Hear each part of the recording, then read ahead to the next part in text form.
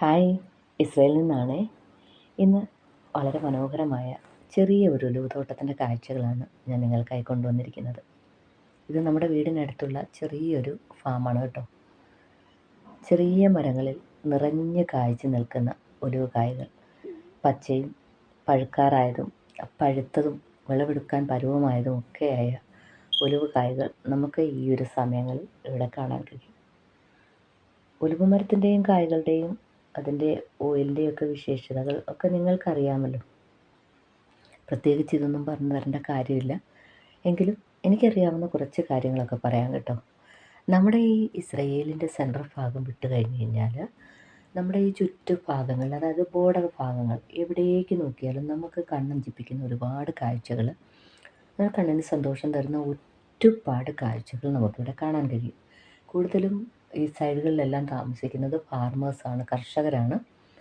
അപ്പോൾ പശു ഫാം, കോഴി ഫാമുകൾ, പിന്നെ നമ്മുടെ ഫ്രൂട്ട്സ് ഫാമുകൾ, വെജിറ്റബിൾ ഫാമുകൾ, ഇതൊക്കെ ധാരാളമായി നമുക്കിവിടെ കാഴ്ചകൾ ആസ്വദിച്ച് നടക്കാൻ കഴിയും. ഞാനും ഒരു ചെറിയ ഗ്രാമത്തിലാണ്, അതായത് ലെബാനോൻ്റെ ബോർഡറിലാണ് ഞാനിപ്പോൾ ഉള്ളത്. അപ്പോൾ എനിക്ക് ഒരുപാട് ഫാമുകൾ ഇവിടെ നമ്മുടെ ചുറ്റുവട്ടങ്ങളിലൊക്കെ ആയിട്ടുണ്ട്. പലപ്പോഴും നമ്മൾ ജസ്റ്റ് ഒന്ന് ഇറങ്ങിപ്പോകണം എന്ന് തോന്നി നമ്മളൊന്ന് നടക്കാനൊക്കെ പോകുമ്പോൾ ഈ കാഴ്ചകളൊക്കെ നമുക്ക് ആസ്വദിക്കുവാൻ കഴിയുന്നുണ്ട്. പിന്നെ ഉലുവകായുടെയും ഓയിലിൻ്റെയും ഒക്കെ വിശേഷതകൾ നിങ്ങൾക്കൊക്കെ അറിയാമല്ലോ അല്ലേ. ഇത് ഹൃദയാരോഗ്യം സംരക്ഷിക്കാൻ സഹായിക്കുന്നത് മുതൽ ചർമ്മത്തെ മനോഹരമായി സൂക്ഷിക്കാൻ കഴിയുന്ന സവിശേഷതകൾ വരെ ഈ ഉലുവ ഓയിൽ അടങ്ങിയിട്ടുണ്ടെന്ന് പറയപ്പെടുന്നുണ്ട്. ഉലുവക്കായ കഴിക്കുന്നതും വളരെ ഗുണം ചെയ്യും. ഇതിൻ്റെ കായകൾ സാലഡായിട്ടും നമുക്ക് ചെറുകയ്ക്കകത്തിട്ടിട്ടും ഒക്കെ ആയിട്ട് ഇവിടെ സുലഭമായി നമുക്ക് ലഭിക്കുന്നുണ്ട് കേട്ടോ. പിന്നെ ഇതിൻ്റെ ഓയിൽ വളരെ ഗുണങ്ങളുണ്ടെന്ന് പറഞ്ഞില്ലേ. ഇവിടെ ഇസ്രായേലികൾ അവരുടെ എല്ലാ ആവശ്യങ്ങൾക്കായിട്ടും ഒലിവ് ഓയിലാണ് കൂടുതലും ഉപയോഗിക്കുന്നത്. പിന്നെ ചുരുക്കം മാത്രം സൺഫ്ലവർ ഓയിൽ ഉപയോഗിക്കാറുണ്ട്. നമുക്ക് ധാരാളമായിട്ട് ഒലിവ് ഓയിൽ ഇവിടെ കിട്ടും. നമ്മുടെ വീട്ടിൽ ഒലിവ് ഓയിലുണ്ട്, ഒലിവ് മരമുണ്ട്. അവരിതിൻ്റെ ഓയിലാക്കിയിട്ട് നമുക്ക് 2-3 ലിറ്റർ വെച്ചിട്ട് ഓരോ മാസത്തിൽ വീട്ടിലെത്തിച്ച് തരും. അങ്ങനെ നമ്മളും കുക്ക് ചെയ്യാനായിട്ട് ഇവിടെ വന്ന കാലം മുതൽ ഉപയോഗിക്കുന്നത് ഒലിവ് ഓയിലാണ്. പക്ഷേ ഇതിനും ഒരുപാട് അളവിൽ നമുക്ക് ഉപയോഗിക്കാൻ പറ്റില്ല കേട്ടോ. അതിന് ഒരു പരിധിയൊക്കെ ഉണ്ട് എന്നാണ് പറയപ്പെടുന്നത്.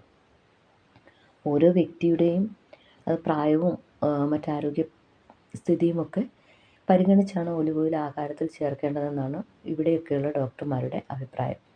ഒരു ദിവസം 1 ടേബിൾ സ്പൂൺ എന്ന അളവിൽ, അതായത് ഒരു 15 ml ഒക്കെ ഉപയോഗിക്കുന്നതിൽ തെറ്റില്ല. ഇത് ഇത്രയും അളവിൽ തന്നെ നമ്മൾ ഉപയോഗിക്കുമ്പോൾ 120 കലോറിയും 14 ഗ്രാം കൊഴുപ്പും ഒക്കെ ഇതിൽ അടങ്ങിയിട്ടുണ്ട് എന്നും പറയപ്പെടുന്നുണ്ട്. കൊളസ്ട്രോൾ കുറയ്ക്കുന്നതിന് ഏറ്റവും ഉത്തമകരമായ ഒരു ഒലിവ് ഓയിലാണ് എന്നും പറയുന്നു. നമ്മുടെ നാട്ടിലൊക്കെ നമ്മൾ കാണാറില്ലേ, കുഞ്ഞു പ്രായത്തിൽ കുട്ടികളെ തേച്ച് കുളിപ്പിക്കുന്നത്. പിന്നെ നമ്മുടെയൊക്കെ വീടുകളിലൊക്കെ തലയിലും ദേഹത്തുമൊക്കെ തേച്ച് കുളിക്കുന്നതിന്, അതായത് ഇവിടെ നമുക്ക് ഈ തണുപ്പ് സമയത്ത് സ്കിന്നിന് വലിച്ചിലൊക്കെ ഉണ്ടാകുമ്പോഴൊക്കെ നമ്മളിതൊക്കെയാണ് കാലിലും കയ്യിലുമൊക്കെ തേച്ച് പിടിപ്പിക്കുന്നത്. ഈ ഒലിവ് ഓയിൽ നേരിട്ട് നമുക്ക് ഭക്ഷണത്തിൽ ഉപയോഗിക്കാം കേട്ടോ. ആഹാരത്തിൽ, സാലഡുകളിലൊക്കെ ആയിട്ട് ചേർത്ത് ഉപയോഗിക്കാം. അതല്ല, കുക്കിംഗ് ഓയിലായിട്ട് ഉപയോഗിക്കാം. ഞാൻ ഇവിടെ വന്നതിന് ശേഷം അച്ചാറിടുന്നത്, കുക്ക് ചെയ്യുന്നത്, അങ്ങനെയെല്ലാം. പക്ഷേ ഇതിനൊരു കാര്യം കൂടെ ഉണ്ട്. കുക്ക് ചെയ്യുമ്പോൾ ഒലിവ് ഓയിൽ നന്നായിട്ട് ചൂടായതിന് ശേഷം വേണം നമ്മളതിലേക്ക് ഭക്ഷണം പാകം ചെയ്യാൻ. ഇല്ലെങ്കിൽ അതിന് വേറൊരു ടേസ്റ്റ് അനുഭവപ്പെടും. ധാരാളമായിട്ടും ഒലിവ് ഓയിൽ കുക്കിങ്ങിന് ഉപയോഗിക്കരുത്. അപ്പോഴും വേറൊരു ടേസ്റ്റാണ്. മിതമായ വിധത്തിൽ നമുക്ക് ഉപയോഗിച്ച് കുക്ക് ചെയ്യാം. വളരെ ടേസ്റ്റിയാണ്. ഇത് ഹെൽത്തിയായ ഒരു ഓയിലാണ് കേട്ടോ. ഒലിവ് പഴങ്ങളിൽ നിന്നാണ് ഈ ഒലിവ് ഓയിലുകളൊക്കെ തയ്യാറാക്കപ്പെടുന്നതുമെന്നും നിങ്ങൾക്കൊക്കെ അറിയാമല്ലോ. ഇതിലടങ്ങിയിരിക്കുന്ന നമ്മുടെ ആൻറ്റി ഓക്സിഡൻറ്റുകൾ ശരീരത്തിലുണ്ടാകുന്ന പല അപകടകരമായ രാസപദാർത്ഥങ്ങൾക്കെതിരെയും പ്രവർത്തിക്കുകയും പല ജീവിതശൈലി രോഗങ്ങളെയും ചെറുക്കാൻ ഇവ നമ്മളെ സഹായിക്കുകയും ചെയ്യുന്നുണ്ട്. മോണോസാച്ചുറേറ്റഡ് കൊഴുപ്പ് ഈ ഒലിവ് ഓയിലിൽ ധാരാളമായി അടങ്ങിയിരിക്കുന്നതിനാൽ ഹൃദ്രോഗം, സ്ട്രോക്ക് തുടങ്ങിയവ വരാനുള്ള സാധ്യത ഗണ്യമായി കുറയ്ക്കുവാൻ ഇത് സഹായിക്കുന്നു. എന്നിരുന്നാലും ആഹാരത്തിൽ മിതമായി മാത്രം ചേർത്ത് കഴിക്കാൻ നമ്മളൊന്ന് ശ്രദ്ധിക്കണം കേട്ടോ. ആരോഗ്യ ഗുണങ്ങൾക്കായി ഉപയോഗിക്കുമ്പോൾ എക്സ്ട്രാ വെർജിൻ ഓയിൽ തന്നെ തിരഞ്ഞെടുക്കുവാൻ ശ്രദ്ധിച്ചാൽ കുറച്ചും കൂടെ നന്നായിരിക്കും. നമ്മളൊക്കെ നമ്മുടെ വീട്ടിൽ തന്നെ ആട്ടി കിട്ടുന്ന ഓയിലാണ് ഉപയോഗിക്കുന്നത്. പിന്നെ നാട്ടിൽ നമ്മൾ കോക്കനട്ട് ഓയിൽ ഉപയോഗിക്കുന്നത് പോലെ ഇവിടെ അധികം നമ്മൾ ഉപയോഗിക്കാറില്ല.